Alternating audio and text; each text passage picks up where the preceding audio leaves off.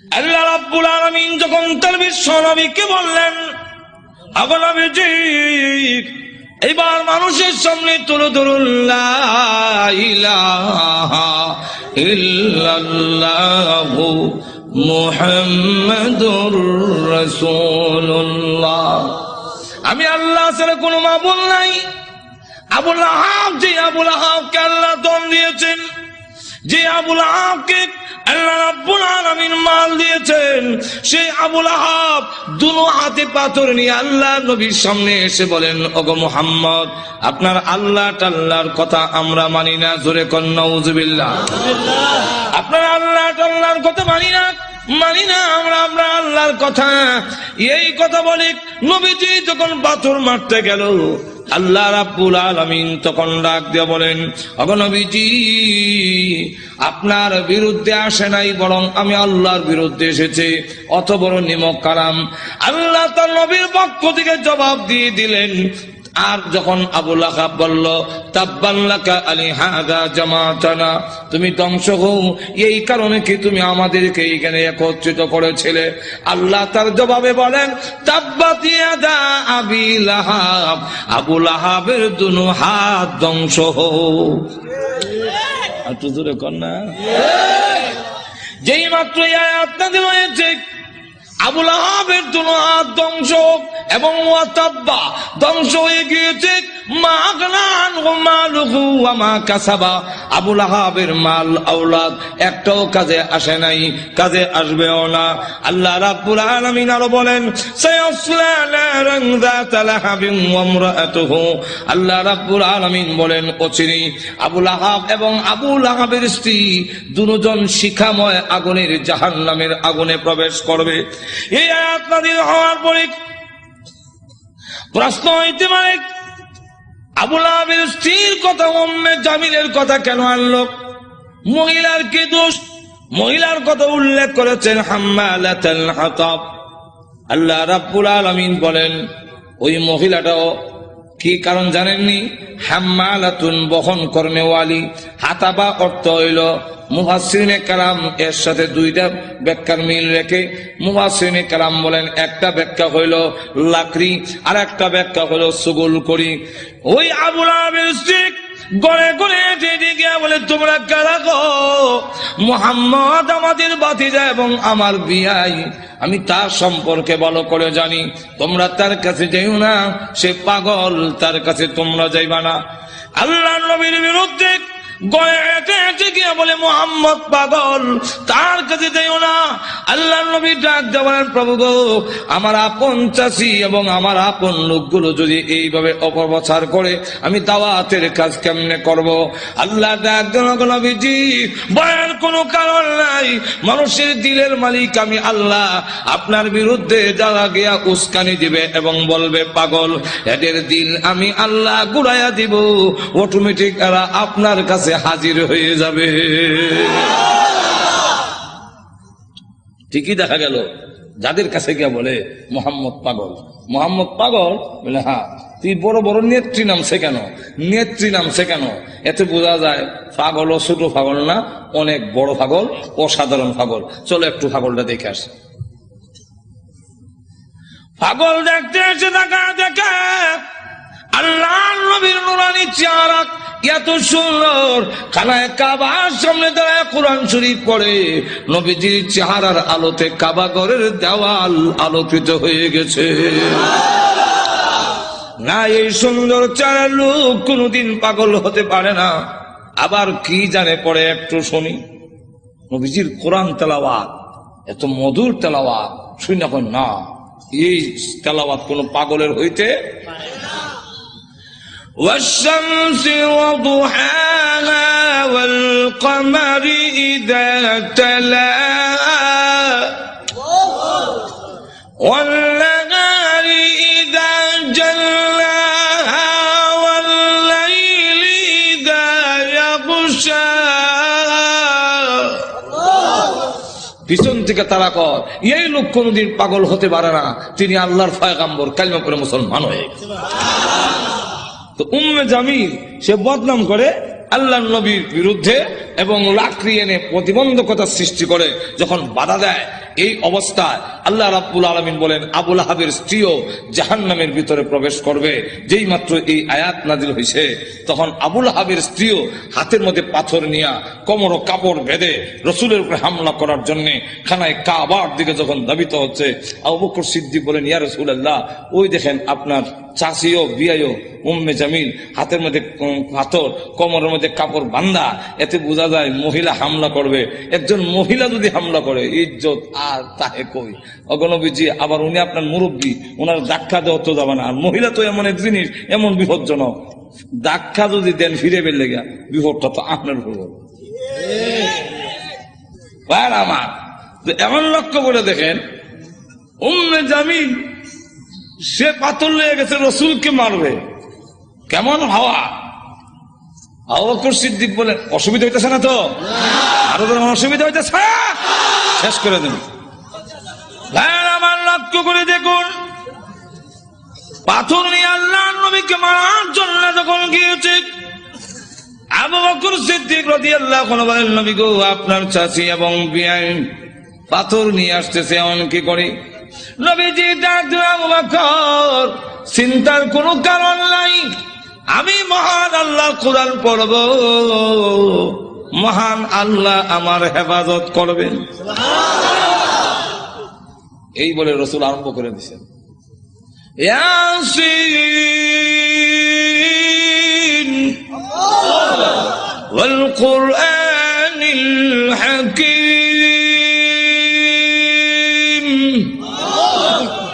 উম্মে জামিল কাছে গিয়া কয়, এ আবু বকর, একা একা বসে রইছ, তোমার সাথী মোহাম্মদ কই আজকে? আবু বকর সিদ্দিক রাদিয়াল্লাহু আনহু বলেন, আমি দেখি আমার পাশে বইয়া কোরআন শরীফ পড়তেছে, নবী দেখতেছি আর কানে শুনতেছি।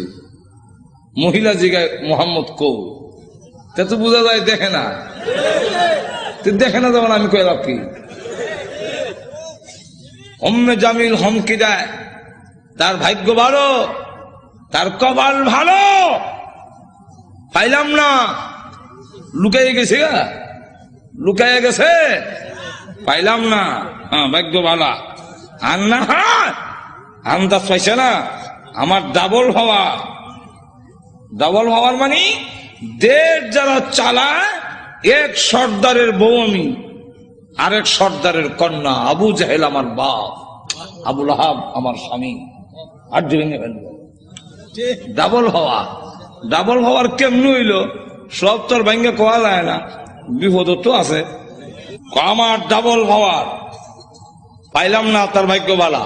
আবু বকর সিদ্দিক বলেন, আমি দেখি তুই দেখস না, হিরো বুঝলাম না। নিবেদন করছেন ইসলামী প্রযোজনা প্রতিষ্ঠান বেতার বিতান রেডিও এন্ড সিডি সে যখন চলে গেল, আবু বকর সিদ্দিক বলেন, হুজুর আমি দেখি, সে দেখলো না কেন? আল্লাহ নবী বলেন, আবু বকর তুমি কি কোরআন শরীফ পড়ো না? আল্লাহ রাব্বুল আলামিন আগে আমাকে জানাইয়া দিয়েছেন, وَإِذَا قَرَأْتَ الْقُرْآنَ جَعَلْنَا بَيْنَكَ وَبَيْنَ الَّذِينَ يُؤْمِنُونَ بِالْآخِرَةِ حِجَابًا مَسْتُورًا। হে নবী, আপনি যখন কোরআন শরীফ পড়েন তখন আপনার আর অবিশ্বাসী বেঈমান কাফেরের মাঝে আমি আল্লাহ হিজাবাম মাসতুরা, গোপন পর্দা দিয়া আপনারে ঢাকা ফেলি। রাসূল বলেন, আবু বকর গোপন পর্দাটা কি জানো?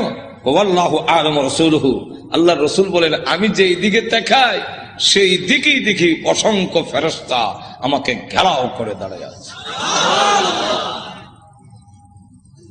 আবু জাহেল, আবু লাহাব ক্ষুব্ধ হইয়া দুই ছেলে, রসুলের দুই মেয়ের যে বিয়া করেছিল মনে আছে তো? কন, একটার নাম উতবা আর একটার নাম উতাইবা। রসুল প্রকাশ্য নবী হওয়ার আগে, রসুল প্রকাশ্য নবী হওয়ার আগে দুই মেয়ে এই দুই ছেলের কাছে বিয়া দিয়েছিল, কথা বুঝছেন? এখন সে এই দুইজনের কেনা কয়, তোমাদের শ্বশুর মুহাম্মদের কাছে আমার এবং তোর মার বিরুদ্ধে কোরআনের আয়াত নাযিল হয়েছে, অতএব তোমরা দুজন গিয়ে মোহাম্মদের সামনে বলতে হবে আপনারা আল্লাহ টাল্লাহ মানি না। আর একটু জোরে কর না। আল্লাহ টাল্লাহ যেমন বোঝা যায় সাটা, জোরে কোন ঠিক কেমন অবজ্ঞা, অবজ্ঞা কেমন চিন্তা করেন, নিমক আরাম কারে কয়, জোরে কোন ঠিক না।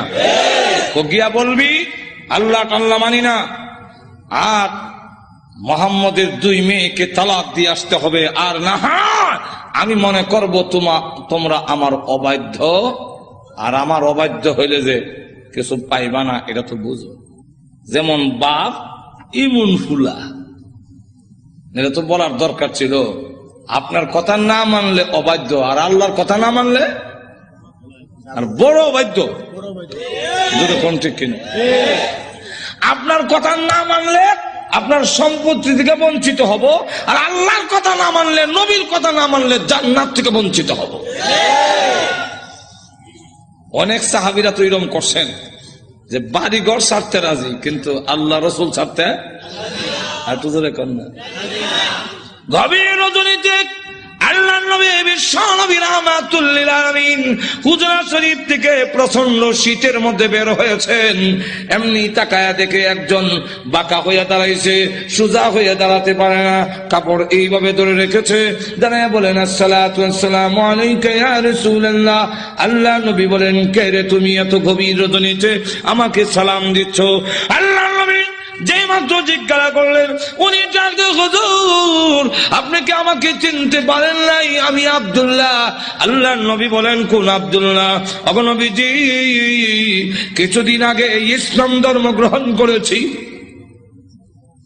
আমার নাম ছিল আব্দুল উজ্জা, আমি আপনার নামটা পরিবর্তন করে আব্দুল্লাহ রেখেছেন, আমি সেই আব্দুল্লাহ।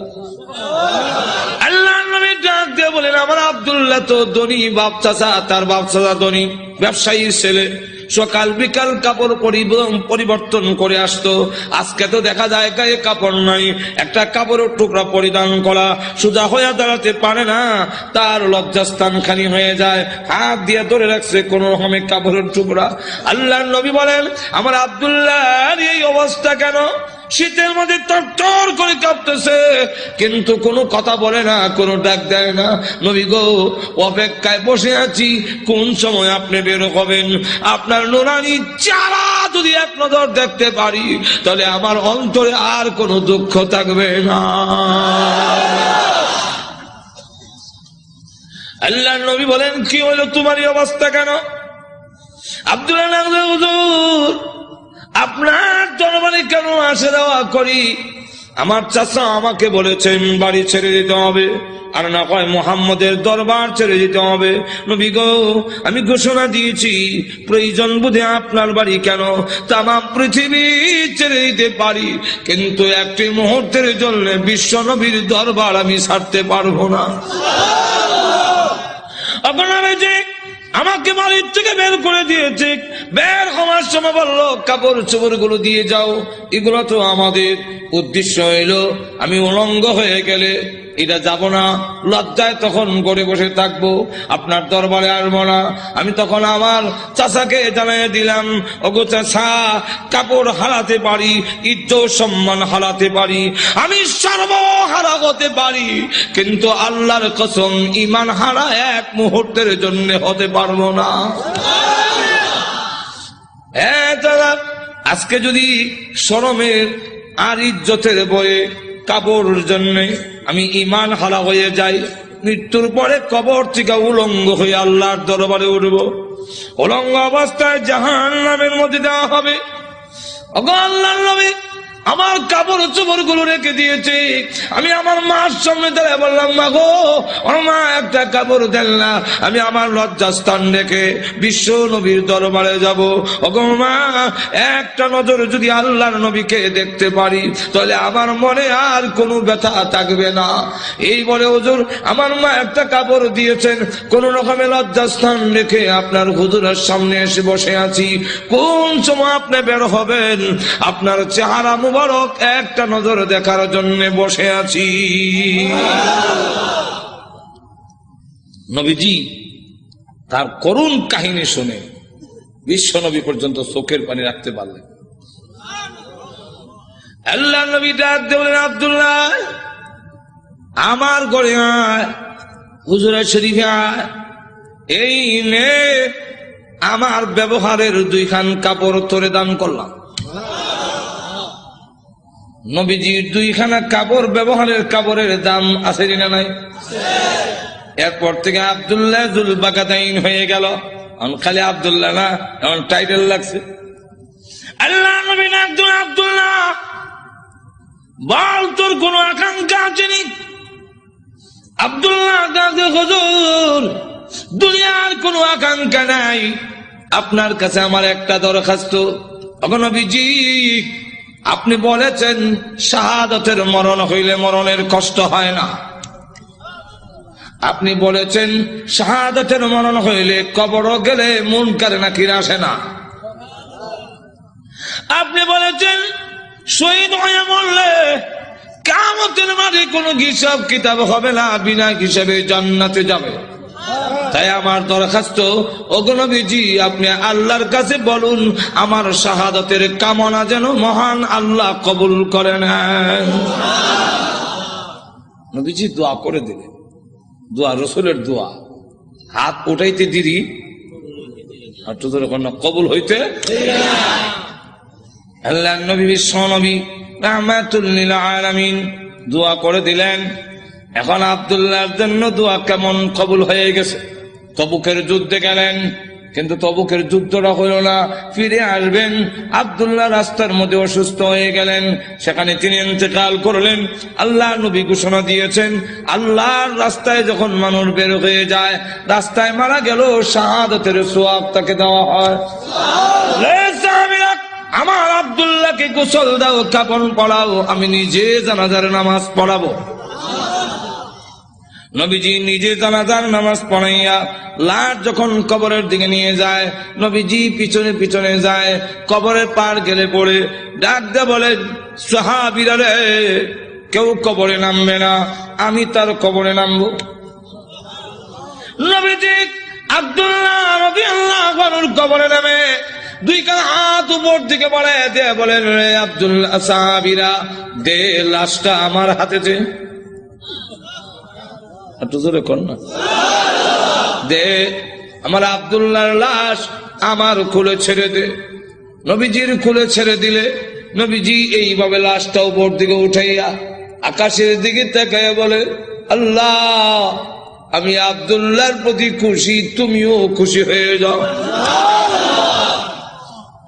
আল্লাহ এখন আব্দুল্লাহর লাশটাকে আমার কোল থেকে তোমার রহমতের কোলে আমি স্থানান্তর করতে চাই। এই কথা শুনে সাহাবীরা গইরে কবর পার কান্না শুরু করেছেন। বিশেষ করে সাদ ইবনে আবি ওয়াক্কাস রাদিয়াল্লাহু আনহু ডাক দিয়ে বলে, মাটিতে গড়িয়ে কান্দে আর বলে, আব্দুল্লাহ রে, এই লাশটা তোর না হইয়া আমার যদি হতো রে, আমার ভাগ্য কত ভালো ছিল রে আব্দুল্লাহ। এই লাশ তোর না হইয়া আমার যদি হতো, যেখানে আল্লাহর নবী বলতেছেন, আল্লাহ আমি খুশি, মেহেরবানি করে তুমিও আমার আব্দুল্লাহর প্রতি খুশি হয়ে যাও। আমার লক্ষ্য করে দেখুন, এইভাবে অনেক ঘটনা সারা রাত বললেও তো শেষ হবে না। এইভাবে বাড়ি ঘর ছেড়ে দিয়েছেন আল্লাহর দ্বীনের জন্য, ইসলামের জন্য, আল্লাহ নবীর জন্য। কিন্তু আবু লাহাবের ছেলে যেমন বাবা তেমন ছেলে উতবা আল্লাহ নবীর সামনে গিয়ে বলে, ওগো মুহাম্মদ, আপনার আল্লাহ টাল্লাহ এগুলো আমরা মানি না। আর তো জোরে কর না। আর নবীজির সামনে দাঁড়ায় বলে, আপনার 2 মেয়েকে তালাক দিলাম। নবীজির তাফসীরে মাযহারিতে লেখে, আল্লাহ নবীর উপরে হামলা করে টান দিয়ে জামা ছেড়ে ফেলেছে। নবীজি চোখের পানি ছেড়ে দিয়ে কাঁদলে, হ্যাঁ প্রভু, আমার জামা ছিঁড়েছে, এই জন্য আমি ব্যথা পাইনি। আমি কত আঘাত খাইলাম তোমার দ্বীনের জন্য, তোমার জন্য, তোমার দ্বীনের জন্য যদি আমি কষ্ট পাই, আমার তেমন কষ্ট লাগে না। ও প্রভু, আমার মেয়েকে তালাক দিয়েছে, এই জন্য দুঃখ লাগে নাই, দুঃখ লেগেছে। আমার সামনে যদি তোমাকে কেউ অবজ্ঞা করে, তোমাকে অপমান করে, আমি রসুল কখনো বরদাস্ত করতে পারি না। ভাইরা আমার, বাস্তবিক যাদের ভিতরে ঈমান আছে, ঈমানদার কখনো দুনিয়ার সকল কিছু বরদাস্ত করতে পারে, কিন্তু আল্লাহ নবীকে অপমান করবে এই পৃথিবীর কোন মুমিন কখনো বরদাস্ত করবে না। এর নামই হলো ঈমান। জোরে কোন ঠিক কিনা? প্রয়োজন বোধে আল্লাহর জন্য, আল্লাহর নবীর জন্য, আল্লাহর দ্বীনের জন্য মুমিন তার জীবন উৎসর্গ করতে পারে, কিন্তু আল্লাহর অবমাননা কখনো মুমিন বরদাস্ত করতে পারে না। আমার আল্লাহর নবী, আল্লাহর মহব্বত নবীর অন্তরে বেশি না কম? আর তো দূরে কর না, সকলের চেয়ে বেশি না কম? নবীজি কান্দেন আর বলেন, প্রভু গো, আমার সামনে কেমনে কয় তুমি আল্লাহ টাল্লাহ, এত বড় নিমক কারাম আল্লাহ আমি কেমনে বরদাস্ত করি? আল্লাহ ডাক দেওয়ার, নবী গো, আমি বানাইছি নিজের সন্তান যদি নিজের দারিদ্র্যের টান মারে দুঃখ লাগে না? না লাগে? নিজের সন্তান যদি কিল মারে খাবলায় কষ্ট লাগে না? আপনার কষ্ট লাগে না, কিন্তু দেখবেন আপনার মা এই জিনিসটা বরদাস্ত করবে না। আপনার ছেলে আপনাকে যদি দারিদ্র্যের টান মারে আপনার কিন্তু কষ্ট লাগে না? আপনার যদি খাবলা মারে আপনার কষ্ট লাগে না? মাথা ষোলো ধরে টানে আপনার কষ্ট লাগে না? লাথি মারে কষ্ট লাগে না, কিন্তু আপনার মা যদি দেখে তখন বরদাস্ত করে না। দেখি তাহলে আল্লাহ ডাক দিয়ে বলেন, আমি বানাইছি মানুষ, এই মানুষ যদি আমার সাথে বিয়াদবি করে, আমাকে গালি দেয়, আমার বিরুদ্ধে বলে, এত আঘাত লাগে না, কিন্তু আমার নবীকে যদি কেউ কিছু কয় আমি আল্লাহ বরদাস্ত করি না। আমার নবীর বিয়াদব আমি আল্লাহ ছাড় দেই না। আমার নবীর গায়ে আঘাত করলে আমার কষ্ট লাগে। সে পাথর নিয়ে আপনাকে মারতে এসেছে, এই জন্য আমি আল্লাহ আয়াত নাযিল করে জানায়া দিলাম। নবীজি এখন বদদুয়া করেন, আল্লাহ তোমার কুকুর সমূহ থেকে একটা কুকুরের উপরে মুসাল্লাত করে দাও, চড়াইয়া দাও। আল্লাহ আবু লাহাবের ছেলে উতবার উপরে তুমি কুত্তা লাগাইয়া দাও। আল্লাহ নবীর দোয়া হোক বদদুয়া হোক, জবান থেকে বের হতে দেরি হয়, আল্লাহর দরবারে তা কবুল হইতে একটা মিনিট দেরি হয় না। আর না হয় উমর যেখানে তরবারি নিয়ে গেলেন নবীকে মারার জন্য, ঘুরে গেল আর একদিকে ঘরের কাছে গিয়ে শুনে, সামনে গিয়ে শুনলো যে তোমার বোনের জামাই মুসলমান হয়ে গেছে। সেখানে গিয়ে যখন ঘরের সামনে দাঁড়াইছে, শুনে ঘরের ভিতর থেকে কোরআনের আওয়াজ আসে। হ্যাঁ, কিসের আওয়াজ? আস্তে আস্তে পড়তেছে, আউযু বিল্লাহি মিনাশ শাইতানির রাজীম। উমরকে কি পড়ে কলজা দিছিল না? বিসমিল্লাহির রহমানির রহিম।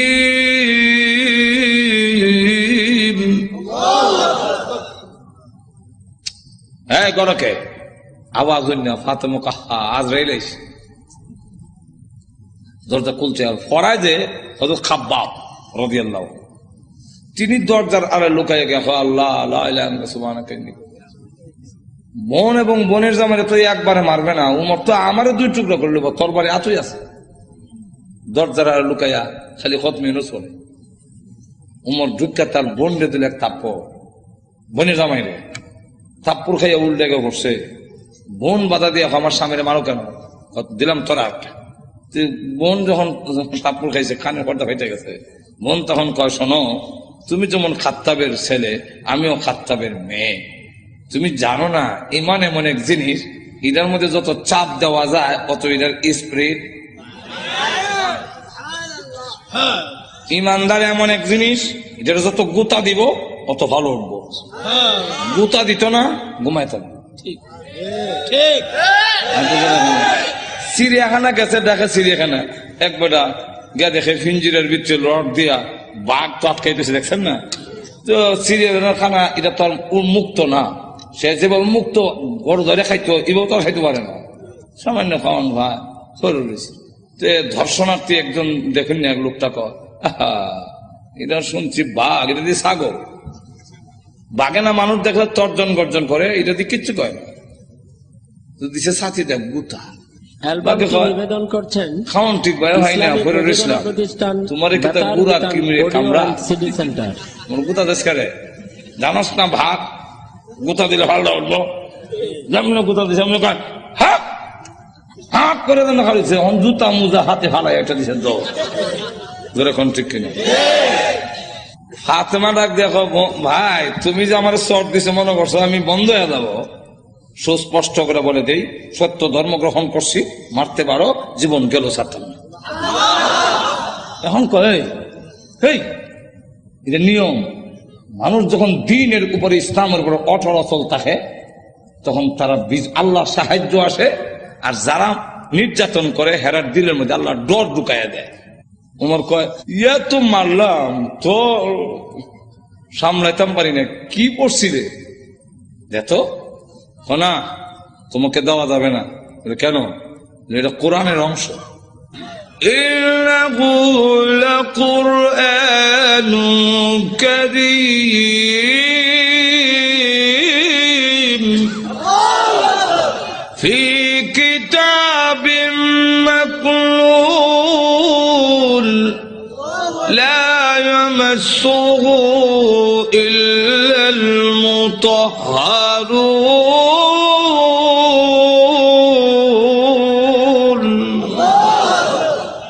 সম্মানিত কোরআন লোহে মাহফুজে সংরক্ষিত, এটা স্পর্শ করা যায় না অপবিত্র অবস্থায়।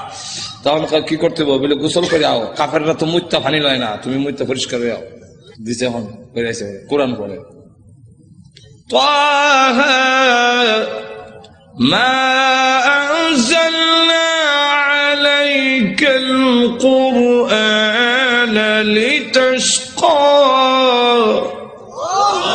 করতে করতে ওই আয়াত পর্যন্ত গেছে ইন্নানি আনাল্লাহু লা ইলাহা ইল্লা আনা ফা'বুদনি।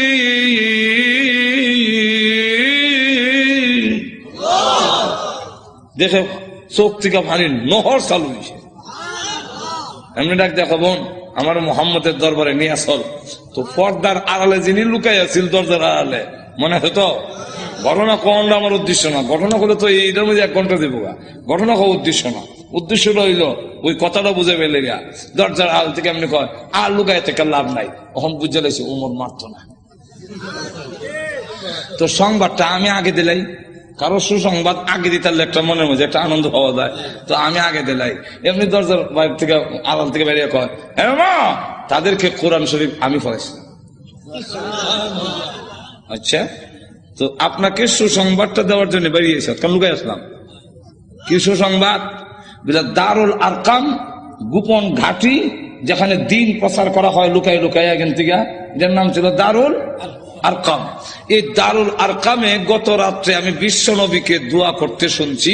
আল্লাহ রসুল বলছেন আল্লাহুম্মা আইজ্জিল ইসলামা বি আহাদিল উমরাইন। আল্লাহ 2টা উমর থেকে একটা উমর ইসলামের ভিতরে এনে ইসলামের শক্তিশালী করে দাও। একটা হলো উমর ইবনুল খাত্তাব, আর একটা হলো উমর ইবনে হিশাম, যার টাইটেল হলো আবু জেহেল। আগে আসলে আবুল হাকাম, এরও নাম উমর, আর এই আমিরুল মুমিনিন উনার নামও উমর। আল্লাহ রসুল বলেন এই 2টা উমর থেকে একটা উমর আমারে দাও। আল্লাহ রাব্বুল আলামিন মনে হয় গত রাত্রের রসুলের দোয়াটা তোমার বেলায় কবুল হয়ে গেছে। কথাটা বুঝলেন তো? রসুল দোয়া করতে দেরি হয়, বোধ দোয়া হোক এরকম। তো এই অবস্থায় দোয়া যখন বোধ দোয়া হোক আর দোয়া হোক কবুল হয়ে যায়, রসুল যখন কইয়া দিলেন কুকুর সমূহ থেকে একটা কুকুর সরাইয়া দাও, এখন দেখেন কি হয়।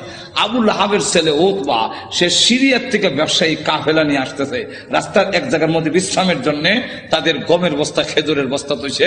এমনি দেখে পাহাড়ের টিলার মধ্যে একটা ভাগ বৈশা খালি মাথা ঘুরাইয়া আবু লাহাবের ছেলে রোতবারে ভালো করে দেখে, যেমন বোঝা যায় গোয়েন্দা অফিসার আসামি দেখতেছে। এমনি সে ডাক দিয়া কয়, ও আমার সাথীরা, বাঘ যেভাবে আমার দিকে চায় এতে বোঝা যায় মুহাম্মদের বদদুয়া কবুল হয়ে গেছে। তো রসুল তো বলছিলেন কুকুর, এখন তো বাঘ, উল্টা দি না, উল্টা না, রসুল কুকুর দিয়া বাঘই বুঝাইছেন, হেরাও বুঝছে। এর কারণ রসুল বাঘ কইয়া কুকুর কইয়া কুত্তা বুঝাইলেন কেমনে? কুকুর মানে বাঘ, বাঘ মানে কুকুর, দুইটার একটা মিল আছে। কি মিল? চতুষ্পদ জানোয়ারের মধ্যে কুত্তা হাও আলগি দিয়া হিসাব করে, আর বাঘও হাও আলগি দিয়া হিসাব করে। তাহলে মুতায় মুতায় দুইটার একটা মিল আছে। হাইওয়াতুল হাইওয়ান নামক কিতাবের মধ্যে এই ইয়েটা দিচ্ছেন, কথা বুঝছেন। এখন আসুন, তাহলে দেখা গেল এই অবস্থায় সকলে আপনি আমাদের ছেলে, সর্দারের ছেলে, আপনার সিকিউরিটির ব্যবস্থা আমরা করবো। আপনি ভয় পাচ্ছেন কেন? সিকিউরিটি তারা করবো। সিকিউরিটি কত সিকিউরিটি বন্ধ করলে খারাপ হিসেবে দেয়, লোক নাই, মানুষ নাই, গেল এরকম বহুত ঘটনা। আঠো ধরে এখন না, গজব আসবার হইলে ফিরাইতে পারে না। এখন দেখা গেল সিকিউরিটি দিব, তখন তারা সব গমের বস্তা বুঝলেননি আর খেজুরের বস্তা একখানে একত্রিত করে একটা উঁচা পাহাড়ের টিলার মতো মানে সেখানে জায়গা করে দিয়ে বলেন, আপনি সেখানে ঘুমান, আমরা নিচেরে ঘুমাবো। বাঘের নিয়ম হইল আগে যারে পায় তারে খায়, তা আমাদেরকে খেয়ে না মেরে খাবে, এর আগে তো না। ঘুমান, মানুষ সব ঘুমাইছে, হ্যাঁ নাক ডাকা। যখন নাক ডাকা আরম্ভ হয়েছে, বাঘে কয় আমার যাওয়ার টাইম হয়েছে। আল্লাহ যাইবার আগে গন্ধটা তোর নাকও ফিট করে দেয়, এই গন্ধে যারে পাবি তারে ধরবি, উল্টা পাল্টা ধরিস না। বাঘ গিয়া যতটুকু ঘুমাইছে সবটুকু চেক করে, কারণ প্রত্যেকের শরীরে আলাদা একটা ছোট সময় বাইসা যখন কোথায় গেঞ্জি রানবে, আমার গেঞ্জি রানিচ্ছেন, তখন কোন গেঞ্জি আব্বার কোনটা বাইসা বুঝতাম কেমন, আর নিলে থাপ্পড় খাম উল্টা পাল্টা নিলে তো নাকও লাগাইতাম,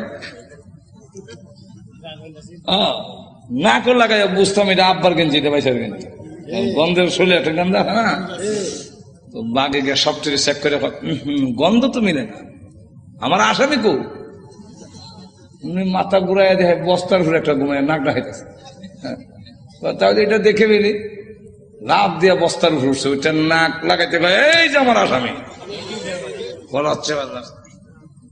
নিচে নিয়া মাথা এখানে, পা এখানে, হাত এখানে, নারী বুড়ি এখানে, আলাদা আলাদা করিয়া মাছের ভাগার মতো ছড়াইয়া বাঘ আবার গিয়া টিলাত বৈশা পলক দৃষ্টিতে তাকে রয়েছে। এরা ঘুম থেকে উঠতে যখন চিৎকার দিবে, আমি আনন্দ করব, আল্লাহ এবং নবীর দুশমন রে আমি খতম করেছি। এরা ঘুম থেকে সিকিউরিটি দিও, সিকিউরিটি আমাদের শেষ করে ফেলেছে, আমি করছি। আল্লাহ তখন আয়াত নাযিল করলেন, এই হলো শানে নজরুল, আয়াত নাযিল করে বলে, কুতিলাল ইনসানু মা আকফারাহু,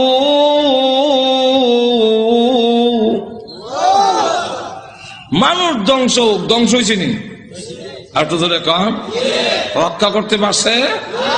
আপনি আমিও ধ্বংস হব মরণের সময়, কেউ আমাদের রক্ষা করতে, আর তো ধরে কম কাল্লা ইযা বালাগাতিত তারাকিয়া ওয়া কিলা মান রাক,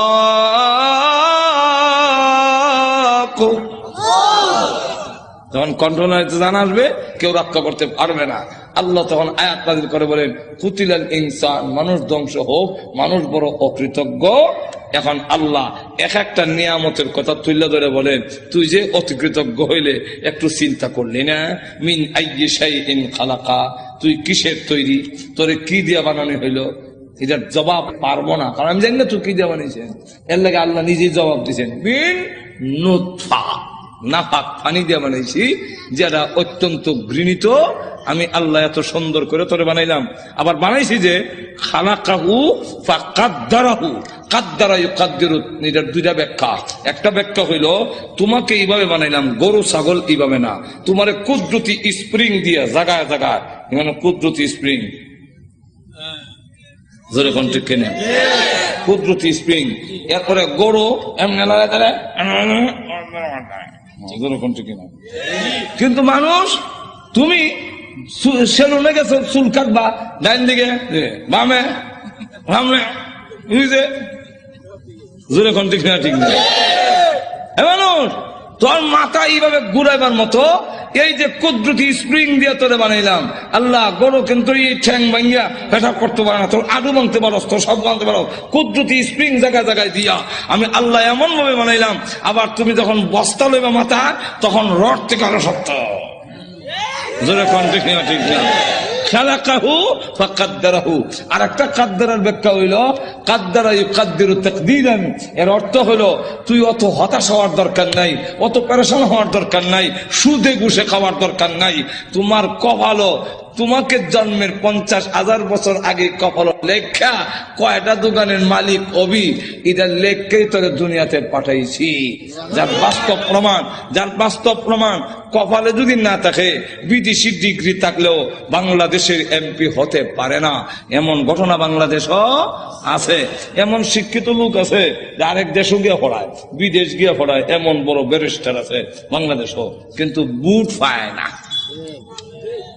আর তো ধরে কন্যা, বাংলাদেশে এমন ঘটনাও আছে উচ্চ শিক্ষিত, তো উচ্চ ডিগ্রি নাই, কিন্তু বাংলাদেশ সরকার প্রধান হয়েছেন।